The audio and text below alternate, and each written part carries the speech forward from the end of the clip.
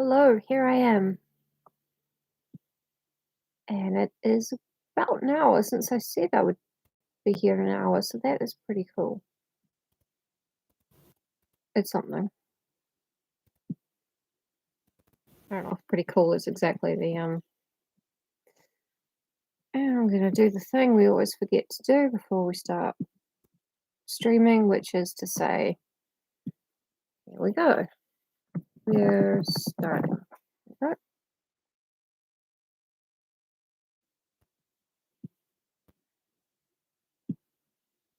Awesome. Okay, hello everyone. Tina korua, hello to two, because there are two of you.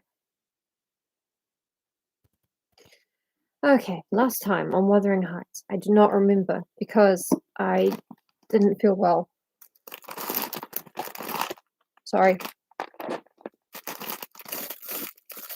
Get rid of everything that's rustling. Hi! Hi, how are you? Bunch of cat treats in the background. It's so on brand. Let's just cover them with a cardigan.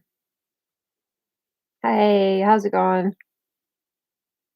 I left my fringe in the bathroom and then I had a hot shower and the steam just completely unstraightened it. So, every day is a school day, always learning, never perfect. No, it's fine. Yesterday's reading was just one chapter, and it wasn't even very good. So, well, the chapter was good, but I wasn't. Thank you. Going for a bit of the late 70s, early 80s thing. Okay, so in the last chapter, previously on Penny Dreadful, Nellie meets the servant from Wuthering Heights, Zilla, and Zilla tells her. So now we're getting a story told by Zilla to Nellie Dean, as she tells it to Mr. Lockwood, as he writes it down for us. It's fine. It's really good. So Zilla is telling Nellie what happens when Heathcliff brings the younger Kathy home to Wuthering Heights right after her dad's funeral. It's great. She has a very happy life.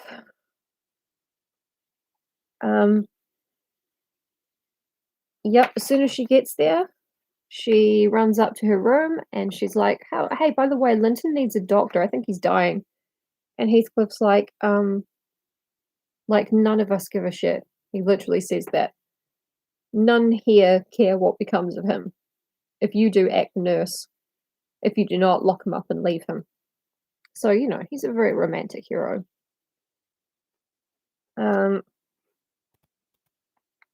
So Kathy does look after Linton, even though he's a piece of shit. Zilla won't give her any help because she thinks that Kathy's a bit snooty. And one night, Kathy wakes up Zilla being like, hey, Linton's dying. You should probably go wake up Heathcliff because it's his son. And Zilla's like, I doubt it, and goes back to sleep. She really does. And then Linton just starts ringing the bell, or Kathy does.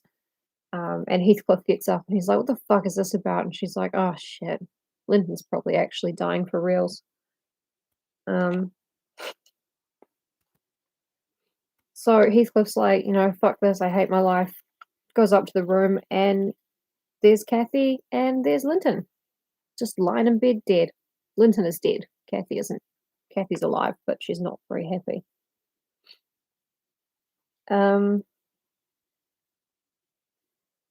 Kathy stayed upstairs for a fortnight after Linton died.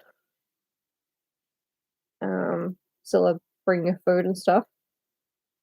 Heathcliff went up to see her to offer his condolences and to swear that he will be like a father to her forever because he loved her mother so much.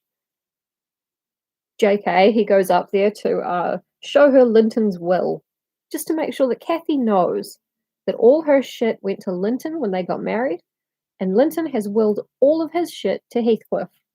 So he goes into her depression grieving widowhood room where she's grieving for her dad and her shitty cousin/husband, and goes like, "Oh, hey, all your stuff is actually mine. It's really important to me that you know that." So, Linton was too young to actually will Heathcliff the land and the properties, but all the stuff could will to Heathcliff, and he did. Yeah, yeah. The guy is so romantic.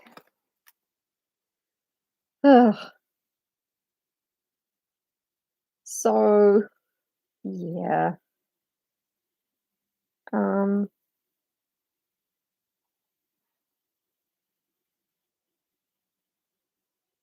yeah. And so Kathy, yeah, romance goals. So Kathy's been upstairs for ages, just eating what little Zilla brings her.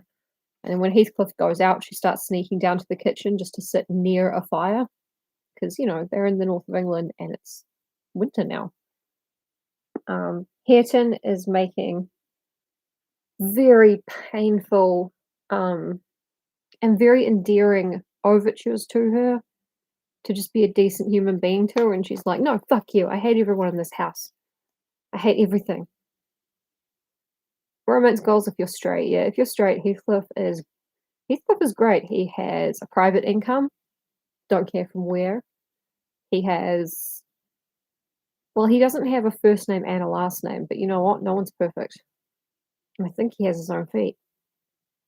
Hey, Josh. Did I cut out there for a while? All of your snacks are technically cat treats. That's true. Mhm. Yeah, I stream at random times of the day just so I can't, am I back? I froze for a little bit there. I'm going to exit Steam and hope that helps. Well, I'm trying to.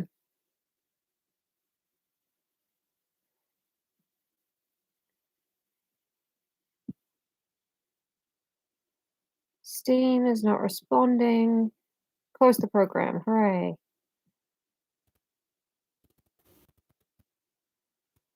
Okay, hopefully we won't get frozen again. So I don't know at what point I froze and cut off, but yeah, Hareton has been trying to be Kathy's friend when she's, downstairs taking advantage of the fire. Um, she wanted a book to read, but the bookshelf was up too high, so Hareton was like got the books down for her, was kind of looking over her shoulder like, "Oh, that's interesting. Oh, that's so interesting." And she goes, "Fuck off, don't read over my shoulder. I hate you and everyone in this house. I literally do not know a person I don't hate right now." And so Hareton kind of shuffles over to Zilla, the servant, and he's like, "Can you please ask Kathy to like read us a story from that book? But don't say it was me. Like, don't say I'm the one who wanted you to do it." And Zilla's like, "Hareton wants you to read a story." She completely, she just gives him up instantly. And Kathy's like, "I'm not here. I'm not here to read you stories. Fuck you." Um, yeah. And basically, so Nellie's finished telling this wonderful story to Mr. Lockwood. And now they're pretty much up to where they were when we joined them initially. The very unhappy family of Heathcliff and the sullen youth and his bitch step daughter-in-law. Um, and Linton is dead. So, and then Nellie ends her story by saying, um, "I wanted to get a cottage and have Kathy come live with me, but Mr. Heathcliff wouldn't let that happen. He wouldn't set up Hareton in an independent house either. He would never let either of those things happen. And I can see no remedy at present unless she could marry again. And that scheme does not come in within my province to arrange." And when we think about the theory that Nellie is doing all of this, trying to get Mr. Lockwood to marry Kathy so that she can be their servant and go with them anywhere that isn't Yorkshire. Um, It all makes a lot of sense. A lot of sense. So, we're back in Lockwood's voice. In a day or two, Mr. Lockwood intends to ride over to Wuthering Heights to tell Heathcliff that he's moving out because it's fucking cold there and horrible and he hates it. Also admitting that she arranges schemes. Yeah, but not this one because, well, I could scheme for other dumb people like Hareton, but I can't scheme with you, Mr. Lockwood. You're too clever. You'd catch me. Nellie knows what's up. I mean, if she hadn't ruined all these lives completely, I'd be fairly impressed.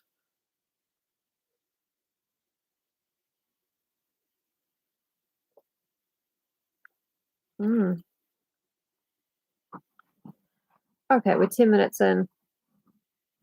It's time to start. Wuthering Heights, chapter 31. We are in Mr. Lockwood's voice now. Yesterday was bright, calm, and frosty. I went to the Heights as I proposed. It is impressive. That's all she's thought about for years and years. My housekeeper entreated me to bear a little note from her to her young lady, and I did not refuse, for the worthy woman was not conscious of anything odd in her request. She wants you to hand a little secret note to Kathy, and you're like, well, I mean, that could be taken as flirtatious, but that wonderful woman, she just doesn't see these unclean motives. Wow. Wow. New eyes that I'm looking through with this book. The front door stood open, but the jealous gate was fastened as at my last visit. I knocked and invoked Earnshaw from among the garden beds. He unchained it and I entered. The fellow is as handsome a rustic as need be seen. I took particular notice of him this time, but then he does his best apparently to make the least of his advantages. Hareton is hot, but he dresses bad, I guess. I asked if Mr. Heathcliff were at home. He answered no, but he would be in at dinner time. It was 11 o'clock, and I announced my intention of going in and waiting for him. Remember that dinner is lunch here. At which he immediately flung down his tools and accompanied me in the office of watchdog, not as a substitute for the host. We entered together. Catherine was there, making herself useful and preparing some vegetables for the approaching meal. She looked more sulky and less spirited than when I had seen her first. She hardly raised her eyes to notice me, and continued her employment with the same disregard to common forms of politeness as before, never returning my bow and good morning by the slightest acknowledgment. She does not seem so amiable, I thought, as Mrs. Dean would persuade me to believe. She's a beauty, it is true, but not an angel. Lockwood is trying to smile, sweetie Kathy, even after hearing everything he's heard. Earnshaw surlily bid her remove her things to the kitchen. Remove them yourself, she said, pushing them from her as soon as she had done, and retiring to a stool by the window, where she began to carve figures of birds and beasts out of the turnip parings in her lap. No, she's not a doctor, not an angel. She is a sulk expert. Although, to be fair, she was born when her mother was dying of sulking, so she got powers. I approached her, pretending to desire a view of the garden, and, as I fancied, adroitly dropped Mrs. Dean's note onto her knee, unnoticed by Hareton. But she asked aloud, "What is that?" and chucked it off. She thinks he's sliding into the DMs, and she's like, "What the fuck is this about? Get rid of it. Jesus. Do you want to be entangled in our web of sorrows?" Her sulk is very fair. Yeah. The original Kathy, her sulks were just kind of a force of nature. I don't think even she had control of them. But this Kathy is just, yeah, she's upset for some fairly decent reasons. So Kathy throws the note away, obviously. "What is this? A letter from your old acquaintance, the housekeeper at the Grange," I answered, annoyed at her exposing my kind deed, and fearful lest it should be imagined a missive of my own. People would totally care. She would gladly have gathered it up at this information, but Hareton beat her. He seized and put it in his waistcoat, saying Mr. Heathcliff should look at it first. Thereat, Catherine silently turned her face from us, and very stealthily drew out her pocket handkerchief and applied it to her eyes. And her cousin, after struggling a while to keep down his softer feelings, pulled out the letter and flung it on the floor beside her as ungraciously as he could. I don't even know if she's actually crying. Catherine caught and perused it eagerly. Then she put a few questions to me concerning the inmates, rational and irrational, of her former home, and gazing towards the hills, murmured in soliloquy, "I should like to be riding Minnie down there. I should like to be climbing up there. Oh, I'm tired. I'm stalled, Hareton." And she leant her pretty head back against the sill, with half a yawn and half a sigh, and lapsed into an aspect of abstracted sadness, neither caring nor knowing whether we remarked her.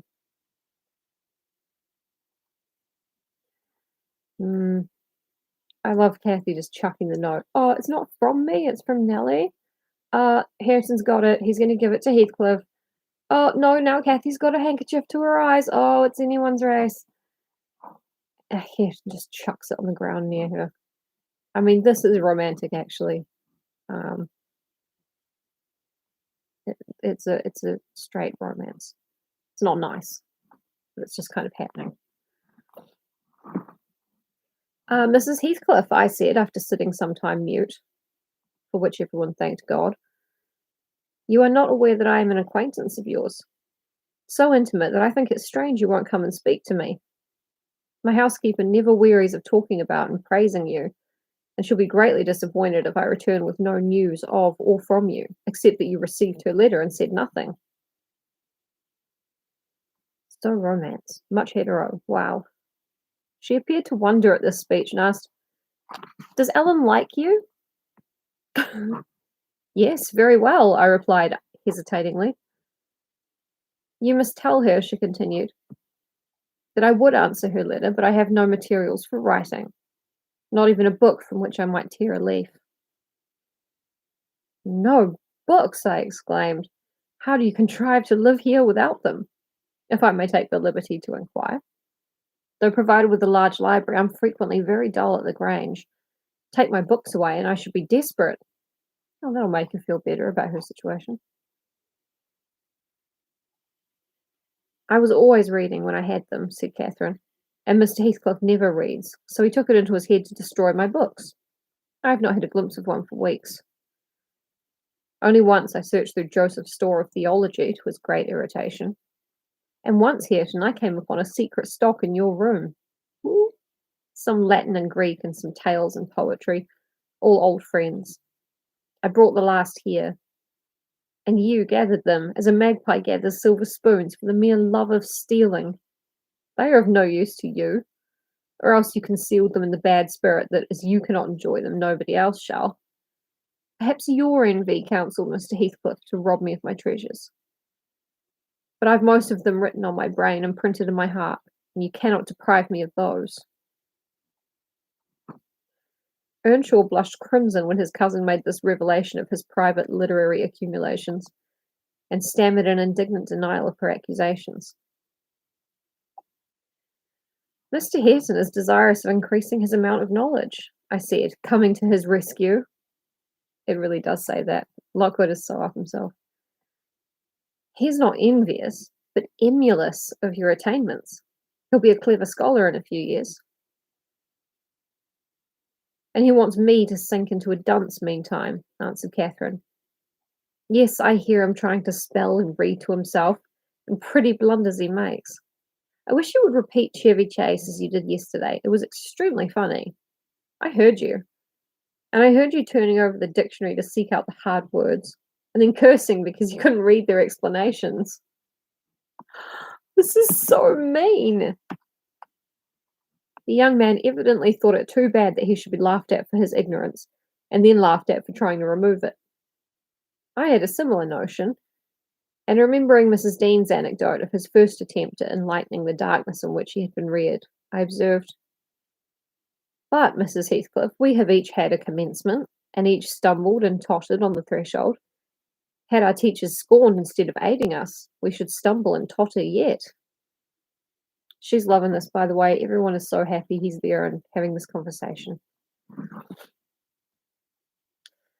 "Oh," she replied, "I don't wish to limit his acquirements.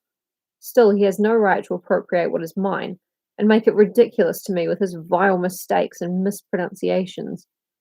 These books, both prose and verse, are consecrated to me by other associations, and I hate to have them debased and profaned in his mouth.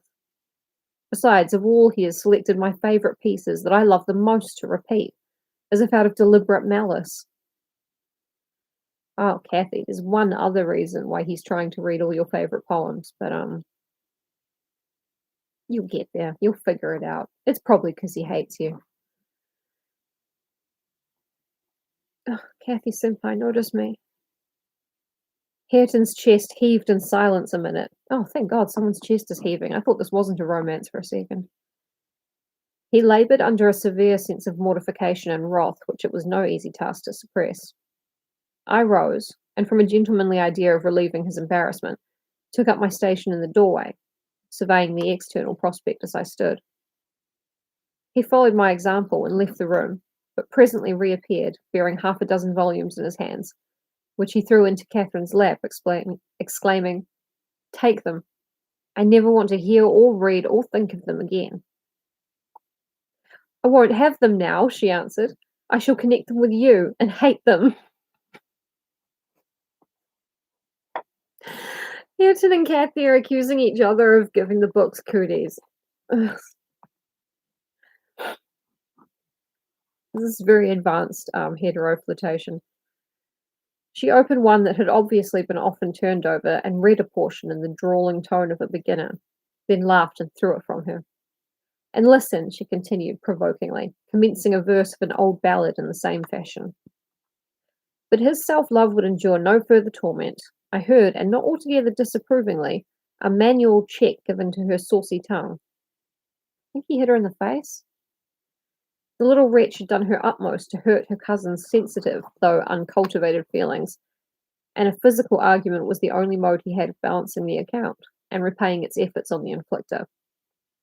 He afterwards gathered the books and hurled them on the fire. That didn't really happen. It didn't happen. I can't stand reading about books being destroyed. Or like dogs or people, I guess. But books. I read in his countenance what anguish it was to offer that sacrifice to spleen. I fancied that as they consumed, he recalled the pleasure they had already imparted, and the triumph and ever-increasing pleasure he had anticipated from them, and I fancied I guessed the incitement to his secret studies also.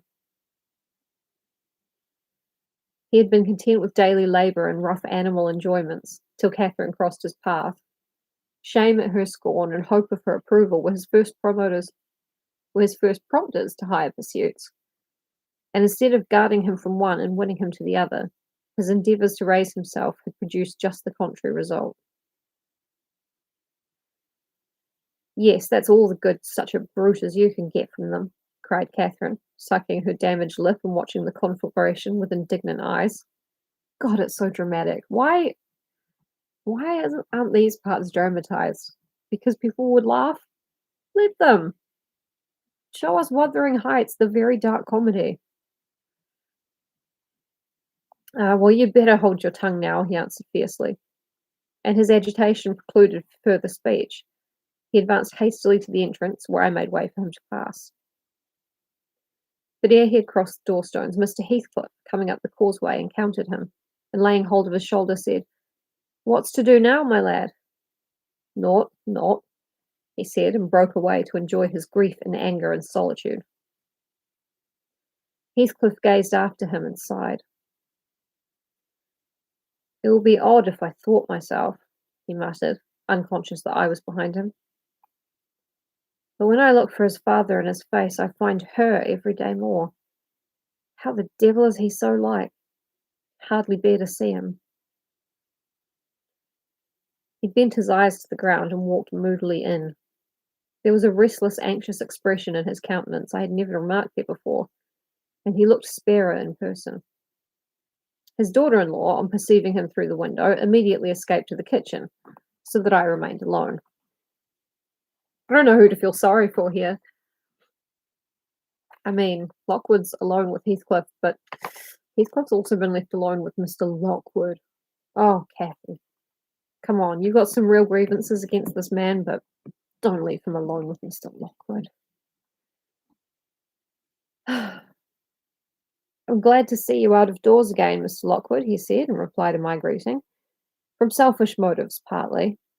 I don't think I could readily supply your loss in this desolation. I've wondered more than once what brought you here. An idle whim, I fear, sir, was my answer, or else an idle whim is going to spirit me away. I shall set out for London next week, and I must give you warning that I feel no disposition to retain Thrushcross Grange beyond the 12 months I agreed to rent it. I believe I shall not live there any more. Oh, indeed, you're tired of being banished from the world, are you? He said. But if you be coming to plead off paying for a place you won't occupy, your journey is useless. I never relent in exacting my due from anyone. I'm coming to plead off nothing about it, I exclaimed, considerably irritated. Should you wish it, I'll settle with you now, and I drew my notebook from my pocket. No, no, he replied coolly. You'll leave sufficient behind to cover your debts if you fail to return. I'm not in such a hurry. Sit down and take your dinner with us. A guest that is safe from repeating his visit can generally be made welcome. Catherine, bring the things in. Where are you? Catherine reappeared, bearing a tray of knives and forks. Although I first read that as Catherine reappeared, bearing a tray of knives. It's about to get very real. You may get your dinner with Joseph, muttered Heathcliff aside, and remain in the kitchen till he is gone. She obeyed his directions very punctually. Perhaps she had no temptation to transgress. Living among clowns and misanthropists, she probably cannot appreciate a better class of people when she meets them. I love that this is Mr. Lockwood's estimation of himself. Oh, that poor girl.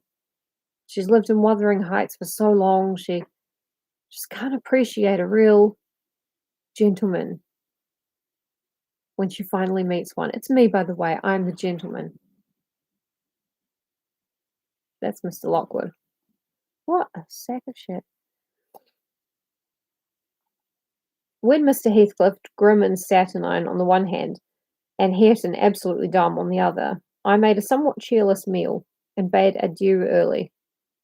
I would have departed by the back way to get a last glimpse of Catherine and annoy old Joseph, but Hareton received orders to lead up my horse, and my host himself escorted me to the door, so I could not fulfil my wish. How dreary life gets over in that house, I reflected while riding down the road. What a realization of something more romantic than a fairy tale it would have been for Mrs. Linton Heathcliff had she and I struck up an attachment as her good nurse desired, and migrated together into the stirring atmosphere of the town. That is the last paragraph of that chapter, and it ends with an exclamation point. He is so up himself. He's inside out from going up himself so much. He went too far. So that's the end of that chapter. Lockwood being like, well, the people here suck and they're idiots. But if they were a little bit smarter, that bitch probably would have married me. Right, okay. I'm thinking I will do another chapter. Because there are like 3 chapters left. So I'll do another chapter and then do the final one tomorrow. And then we move on to Frankenstein, which I can only hope will be as funny as Wuthering Heights and Dracula have been. Is everyone here happy to carry on with the next chapter, or fuck, I'm gonna do it. I mean, I'm here. Wuthering Heights, chapter 32. 1802, a year later. This September, I was invited to devastate the moors of a friend in the north, and on my journey to his abode, I unexpectedly came within 15 miles of Gimmerton. The ostler at a roadside public house was holding a pail of water to refresh my horses, when a cart of very green oats, newly reaped, passed by, and he remarked, "That's from Gimmerton. They're always 3 weeks after other folk with their harvest." Awesome. Gimmerton, I repeated. My residence in that locality had already grown dim and dreamy. Yeah, this has got nothing to do with Kathy not being smart enough to appreciate you. No, I don't really remember. It wasn't particularly interesting. By the way, I've just written down everything word for word that I heard at the time, but they. Gimmerton, I know. How far is it from this? About 14 miles over the hills and a rough road, he answered. A sudden impulse seized me to visit Thrushcross Grange. It was scarcely noon, and I conceived that I might as well pass the night under my own roof as in an inn. Besides, I could spare a day easily to arrange matters with my landlord, and thus save myself the trouble of invading the neighbourhood again. Having rested a while, I directed my servant to inquire the way to the village, and with great fatigue to our beasts, we managed the distance in some 3 hours. I left him there and proceeded down the valley alone. The grey church looked greyer, and the lonely churchyard lonelier. I distinguished a moor sheep cropping the short turf on the graves. It was sweet, warm weather, too warm for travelling, but the heat did not hinder me from enjoying the delightful scenery above and below. Had I seen it nearer August, I'm sure it would have tempted me to waste a month among its solitudes. In winter, nothing more dreary, in summer, nothing more divine than those glens shut in by hills, and those bluff, bold swells of heath. Emily went overseas to be a teacher, the way Charlotte and I think Anne did as well. But she came home really quickly because she got super depressed when she was away from Yorkshire, I guess. But I mean, they didn't say depression, but that is what it looks like.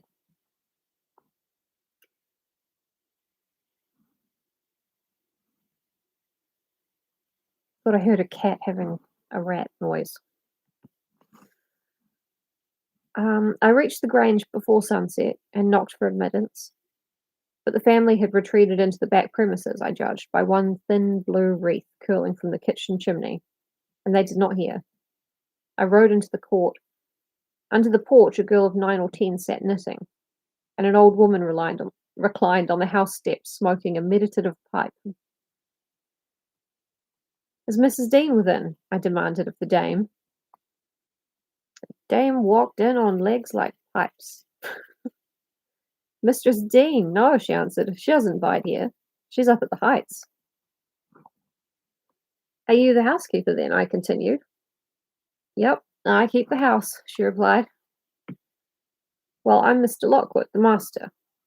Are there any rooms to lodge me in, I wonder? I wish to stay all night."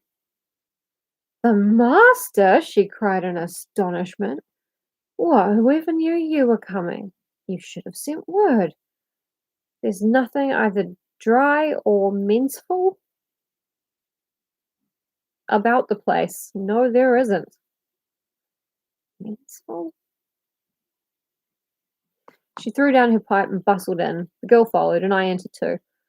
Soon perceiving that her report was true, and moreover that I had almost upset her wits by my unwelcome apparition, I bade her be composed. I would go out for a walk, and meantime she must try to prepare a corner of the sitting room for me to sup in, and a bedroom to sleep in. Why can't you sup in your bedroom like a normal guy, Lockwood? Sup you, Mr. Lockwood. No sweeping and dusting, only good fire and dry sheets were necessary. She seemed willing to do her best, though she thrust the hearth brush into the grates in mistake for the poker, and malappropriated several other articles of her craft, but I retired, confiding in her energy for a resting place against my return.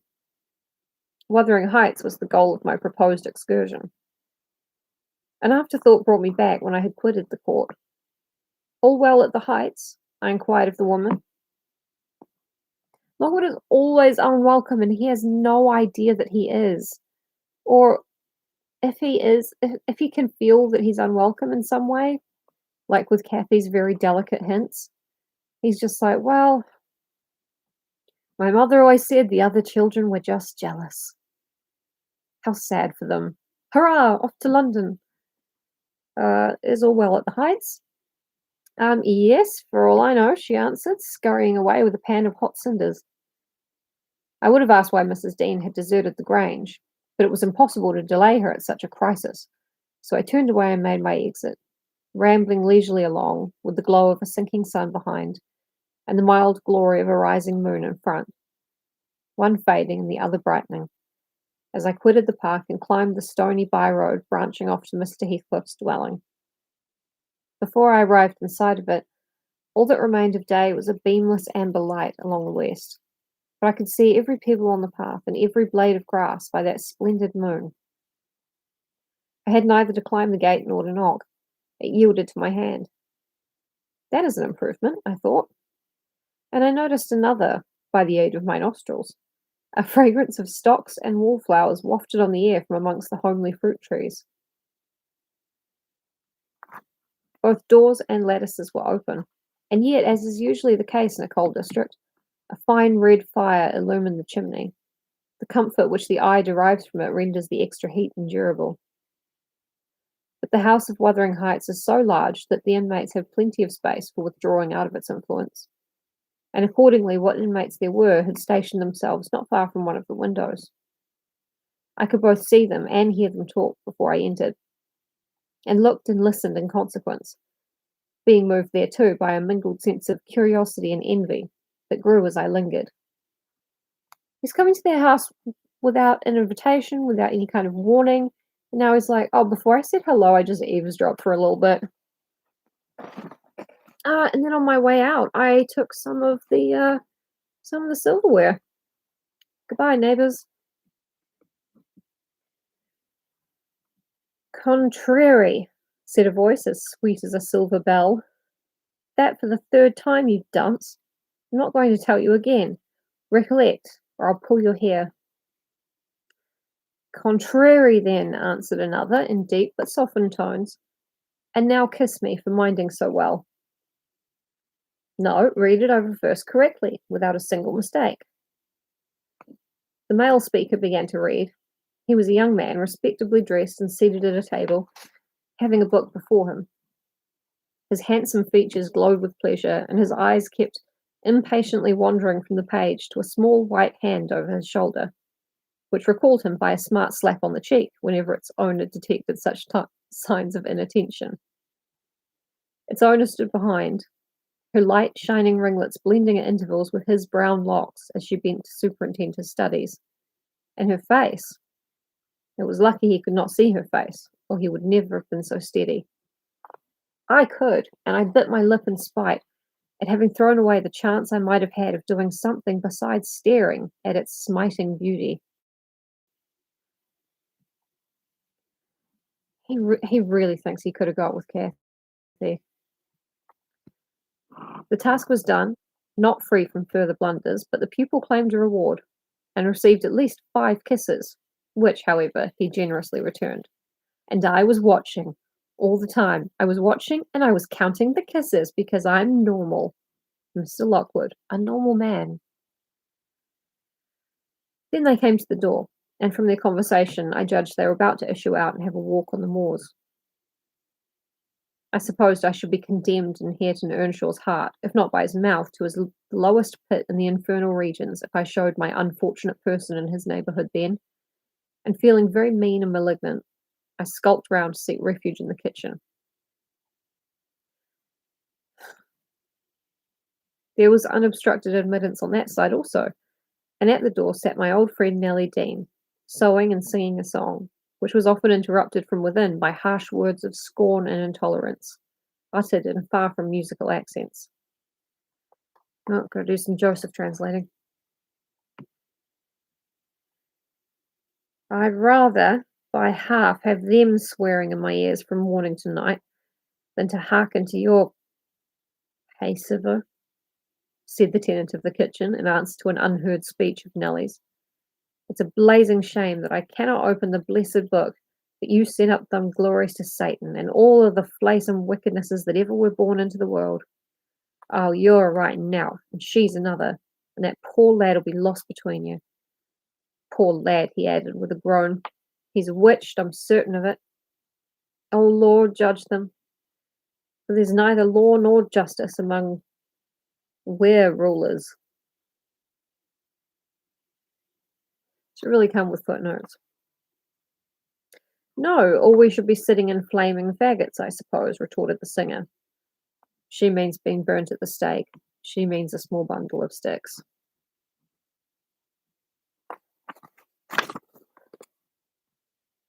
It's even spelled more differently. Wait, which page am I on? Oh, it's all backwards anyway. Take my word. Bewitched, old man, and read your Bible like a Christian, and never mind me. This is Fairy Annie's Wedding, a bonny tune. It goes to a dance. I wrote a song called Fairy Annie's Wedding. Mrs. Dean was about to recommence when I advanced, and recognizing me directly, she jumped to her feet, crying, Why, bless you, Mr. Lockwood. How could you think of returning in this way? All shut up at Thrushcross Grange. You should have given us notice. I've arranged to be accommodated there for as long as I shall stay, I answered. I depart again tomorrow. And how are you transplanted here, Mrs. Dean? Tell me that. Zillah left, and Mr. Heathcliff wished me to come soon after you went to London, and stay till you returned. But step in, pray. Have you walked from Gimmerton this evening? From the Grange, I replied. And while they make me lodging room there, I want to finish my business with your master, because I don't think of having another opportunity in a hurry. What business, sir? Said Nellie, conducting me into the house. He's gone out at present, and won't return soon. About the rent, I answered. Oh, then it is with Mrs. Heathcliff you must settle, she observed, or rather with me. What, Nellie? She has not learnt to manage her affairs yet, and I act for her. There's nobody else. I get the feeling there will be nobody else for a long time. I looked surprised. Ah, you have not heard of Heathcliff's death, I see, she continued. Heathcliff dead? I exclaimed, astonished. Heathcliff dead? That's exactly how he said it. How long ago? 3 months since, but sit down and let me take your hat, and I'll tell you all about it. Stop, you've had nothing to eat, have you? I want nothing. I've ordered supper at home. You sit down too. I never dreamt of his dying. Let me hear how it came to pass. You say you don't expect them back for some time, the young people. No, I have to scold them every evening for their late rambles, but they don't care for me. At least have a drink of our old ale. It will do you good. You seem weary. She hastened to fetch it before I could refuse, and I heard Joseph asking whether it weren't a crying scandal that she should have followers at her time of life, and then to get them jocks out of the master's cellar. Jocks? Something to do with the ale. He fair shame to bide still and see it.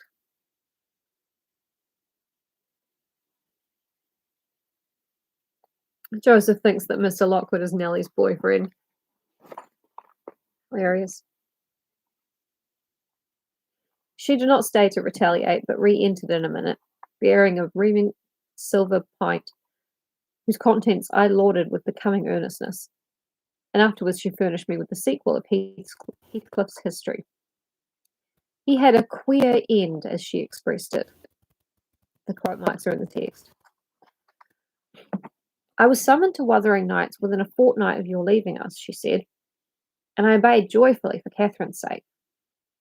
My first interview with her grieved and shocked me. She had altered so much since our separation. Mr. Heathcliff did not explain his reasons for taking a new mind about my coming here. He only told me he wanted me, and he was tired of seeing Catherine. I must make the little parlour my sitting room and keep her with me. It was enough if he were obliged to see her once or twice a day. She seemed pleased at this arrangement, and by degrees I smuggled over a great number of books and other articles that had formed her amusement at the Grange, and flattered myself we should get on in tolerable comfort. The delusion did not last long. Catherine, contented at first, in a brief space grew irritable and restless. For one thing, she was forbidden to move out of the garden, and it fretted her sadly to be confined to its narrow bounds as spring drew on. For another, in following the house, I was forced to quit her frequently when she complained of loneliness.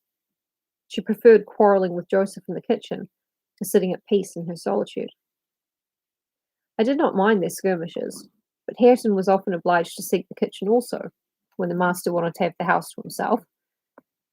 And though in the beginning she either left it at his approach, or quietly joined in my occupations and shunned remarking or addressing him, and though he was always as sullen and silent as possible, after a while she changed her behaviour and became incapable of letting him alone, talking at him, commenting on his stupidity and idleness, expressing her wonder how he could endure the life he lived, how he could spend a whole evening staring into the fire and dozing. She's nagging him so hard. He's just like a dog, is he not, Ellen? She once observed, like a bitch. Or a cart horse. He does his work, eats his food, and sleeps eternally. What a blank, dreary mind he must have. Do you ever dream, Hareton? And if you do, what is it about? You can't speak to me. Then she looked at him, but he would neither open his mouth nor look again. He's perhaps dreaming now, she continued. He twitched his shoulder as Juno twitches hers. Ask him, Ellen. And now it's just like, I'm not going to ask Hareton if he's a dog. Just let it alone. Can't believe my schemes brought me here. Mr. Hareton will ask the master to send you upstairs if you don't behave, I said. He had not only twitched his shoulder, but clenched his fist, as if tempted to use it. I know why Hareton never speaks when I am in the kitchen, she exclaimed on another occasion. He's afraid I shall laugh at him. Ellen, what do you think? He began to teach himself to read once, and because I laughed, he burned his books and dropped it. Was he not a fool? Were not you naughty?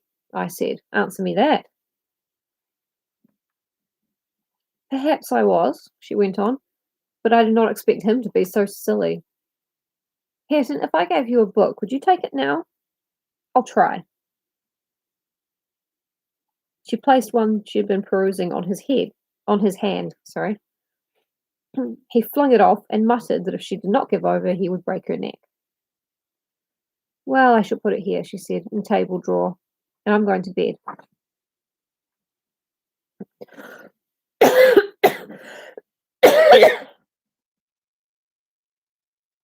Oh, did a fake friend just enter the chat? Oh, fake friends. It's all good, Evelyn. It's good. I've done a recap of yesterday's chapter as well. So we are totally fine. And then the next time I do it, it'll be 2 chapters and it will be the end. So meanwhile, Kathy is cyberbullying Hareton by leaving a book for him. Then she whispered me to watch whether he touched it and departed.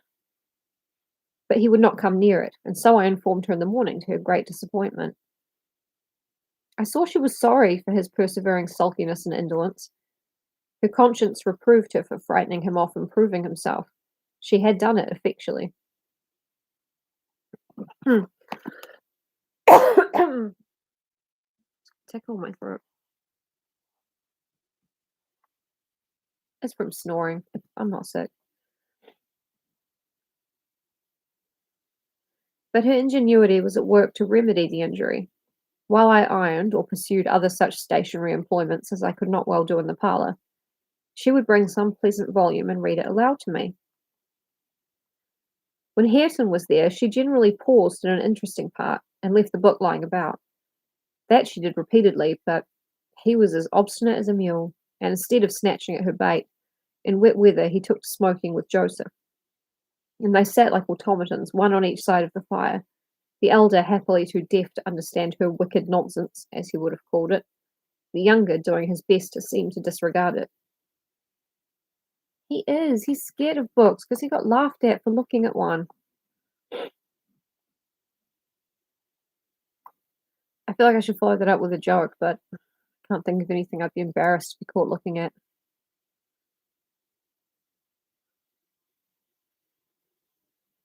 No.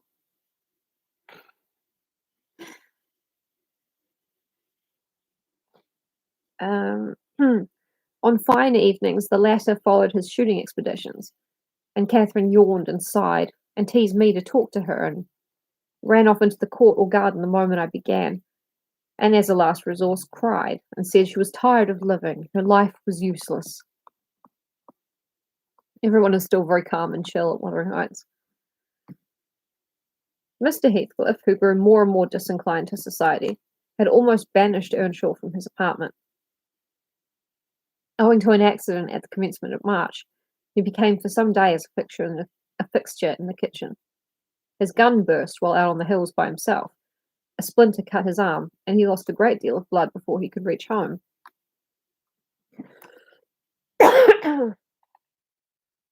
Strange. There's just so much like drama and energy and emo-ness and slapstick humor. Like, oh, so like, why did Heathcliff get sick for a little while? Oh, I don't know. He was outside and his gun exploded. Yeah, that sounds right. Put it in. The consequence was that perforce he was condemned to the fireside and tranquillity till he made it up again. It suited Catherine to have him there. At any rate, it made her hate her room upstairs more than ever, and she would compel me to find out business below that she might accompany me.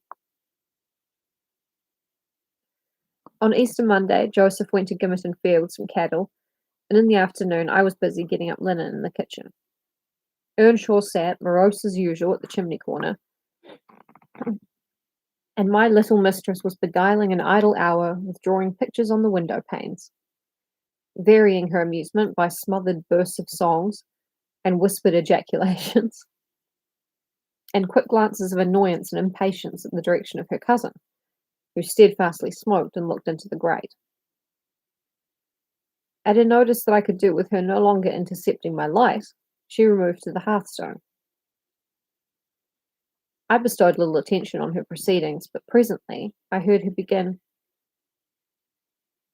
"I found out, Hareton, that I'm glad that I should like you to be my cousin now, if you had not grown so cross to me and so rough." Hareton returned no answer. "Hareton! Hareton! Hareton! Do you hear?" she continued. It says that in the text. It's exactly like the text. "Get off with you," he growled with uncompromising gruffness.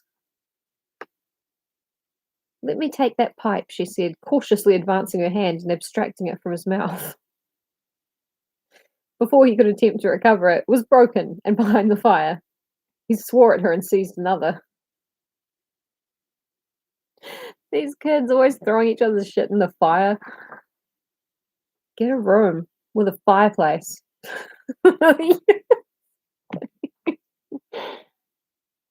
Oh, man. "Stop," she cried. "You must listen to me first. I can't speak while these clouds are floating in my face." "Will you go to the devil," he exclaimed ferociously, "and let me be?" "No," she persisted, "I won't. I can't tell what to do to make you talk to me, and you're determined not to understand. When I call you stupid, I don't mean anything. I don't mean that I despise you. Come, you shall take notice of me, Hareton. You are my cousin, and you shall own me." "I'll have naught to do with you and your mucky pride and your damned mocking tricks," he replied. "I'll go to hell, body and soul, before I look sideways after you again. Slide out the gate now, this minute." Catherine frowned and retreated to the window seat, chewing her lip. and endeavouring, by humming an eccentric tune, to conceal a growing tendency to sob. I know. Look, when I call you stupid and make fun of you for things you can't help and are trying to improve in your life, that doesn't mean things. I cannot believe your feelings are hurt because of a thing that I did. I mean, if you want to apologize to me, I'll understand. I might not accept it, but I'll understand. You should be friends with your cousin, Mr. Hareton. Oh, I interrupted, since she repents of her sauciness. It would do you a great deal of good. It would make you another man to have her for a companion. Companion, he cried, when she hates me and does not think me fit to wipe her shoes. Nay, if it made me a king, I'd not be scorned for seeking her goodwill any more. It is not I who hate you, it is you who hate me, wept Kathy, no longer disguising her trouble, and being read aloud by a person who thinks it's funny that she's sad. You hate me as much as Mr. Heathcliff does, and more. You're a damn liar, began Earnshaw. Why have I made him angry by taking your part then 100 times? And that when you sneered at and despised me, and go on plaguing me, and I'll step in yonder and say you worried me out of the kitchen. I'm going to tell Dad on you. Yeah. Yeah, it's so petty to judge people by the things they actually do. And it's like, it really doesn't mean anything. Like, if you say a thing to another person and that person takes the thing that you said into their mind and it makes them sad within, honestly, that's their problem, I think. Yeah. Oh, Kathy never had a chance. I mean, she doesn't know any sane people. Not even her dad. He was just, no, less flamboyantly insane than the rest of them.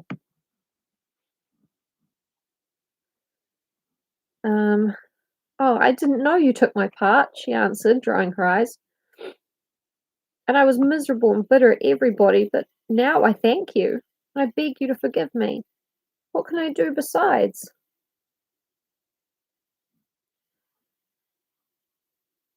She returned to the hearth and frankly extended her hand. He blackened and scowled like a thundercloud, and kept his fist resolutely clenched and his gaze fixed on the ground. Catherine, by instinct, must have divined it was obdurate perversity, and not dislike, that prompted this dogged conduct. For after remaining an instant undecided, she stooped and impressed on his cheek a gentle kiss. The little rogue thought I had not seen her, and drawing back, she took her former station by the window, quite demurely.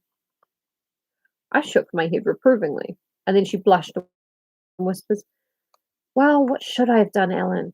He won't shake hands, and he wouldn't look. I must show him some way that I like him, that I want to be friends. I want.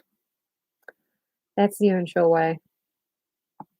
Whether the kiss convinced Hareton, I cannot tell.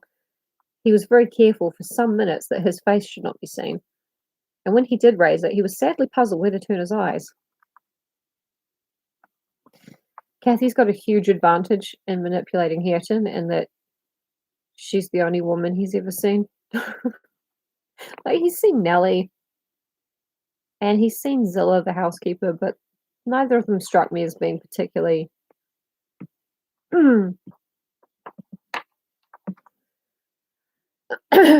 Yeah, I just ran out of words for that sentence. It went away. Catherine employed herself in wrapping a handsome book neatly in white paper, and having tied it with a bit of ribbon and addressed it to Mr. Hareton Earnshaw, she desired me to be her ambassadress and convey the present to its destined recipient. And tell him, if he'll take it, I'll come and teach him to read it right, she said. And if he refuse it, I'll go upstairs and never tease him again. I carried it and repeated the message, anxiously watched by my employer. Hareton would not open his fingers, so I laid it on his knee. He did not strike it off either. I returned to my work. Catherine leaned her head and arms on the table till she heard the slight rustle of the covering being removed. Then she stole away and quietly seated herself beside her cousin. He trembled, and his face glowed. All his rudeness and his surly harshness had deserted him. He could not summon courage at first to utter a syllable in reply to her questioning look and her murmured petition. "Say you forgive me, Hareton, do. You can make me so happy by speaking that little word." He muttered something inaudible. I hope it was "go fuck yourself," but I don't think it is. "And you'll be my friend?" added Catherine, interrogatively.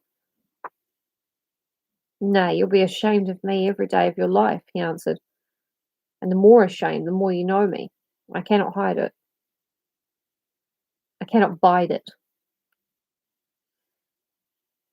"So you won't be my friend?" she said, smiling as sweet as honey and creeping close up.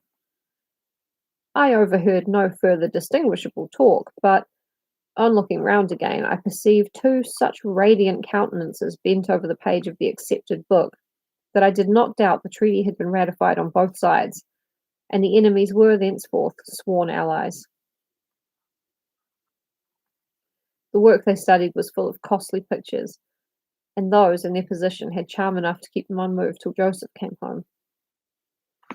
He, poor man, was perfectly aghast at the spectacle of Catherine seated on the same bench with Hareton Earnshaw, leaning her hand on his shoulder, and confounded at his favourite's endurance of her proximity.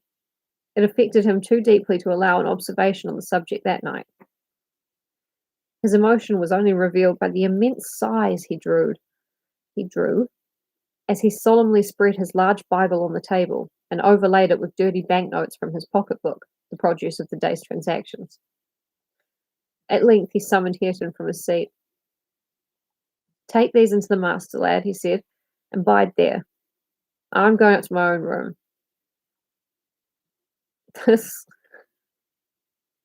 This place is neither menseful nor seemly for us. Still can't figure out what menseful is. I think it's got something to do with menstruating. I'm going to my own room. This hoyle's neither menseful nor seemly for us. We must sight out and search another. "Come, Catherine," I said. "We must sight out too. I've done my ironing. Are you ready to go?" "It is not 8 o'clock," she answered, rising unwillingly. "Hareton, I'll leave this book upon the chimney-piece, and I'll bring some more tomorrow." "Any books that you leave, I shall take into the house," said Joseph, "and it'll be much if you find them again. So, you may please yourself." Cathy threatened that his library should pay for hers, and smiling as she passed Hareton, went singing upstairs, lighter of heart, I venture to say, than ever she had been under that roof before, except perhaps during her earliest visits to Linton. The intimacy thus commenced grew rapidly, though it encountered temporary interruptions. Earnshaw was not to be civilized with a wish, and my young lady was no philosopher, and no paragon of patience, but both their minds tending to the same point, one loving and desiring to esteem, and the other loving and desiring to be esteemed, they contrived in the end to reach it. You see, Mr. Lockwood, it was easy enough to win Mrs. Heathcliff's heart, but now I'm glad you did not try. The crown of all my wishes will be the union of those two. I shall envy no one on their wedding day. There won't be a happier woman than myself in England. I think they must have kissed. I think they must have. Oh, I mean, I feel kind of gross being touched by this romance between two cousins, but they both have Cathy's eyes. It's just weird to me. Like, oh wow, we really are related, aren't we? Totally, we're so related. We love it. Yeah, probably. No, Cathy's more like a cat who like hates you for ages, and then one day they're just like, "Oh hey, so what's up? I sit here now, by the way. I sit here beside you. That's what I do." So yeah, It was easy to win Mrs. Heathcliff's heart, and Nellie will be the happiest woman in England when they get married. Uh, she's telling him. She's straight out telling him, "Hey, my plan was initially for you to marry her, but he didn't marry her. That rules, man. That keeps all the land in the family. That's awesome." But anyway, that is 2 chapters of Wuthering Heights. I reflected on my actions and I'm good now. Yeah, you know what? It was all worth it. Unless it wasn't.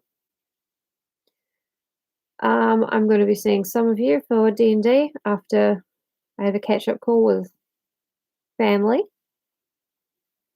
And then next time we'll read the ending of Wuthering Heights, and the time after that we will begin Frankenstein.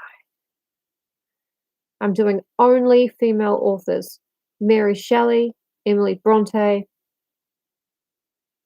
the person who really wrote Dracula, who I believe was Kit Marlowe, who I believe was a woman. Yeah, it'll be fun. They are all terrible people. They God, the childishness that they fight with is just the childishness and also the very real violence. It's Yeah, no wonder they didn't think a woman wrote it. But yeah. Okay. Um,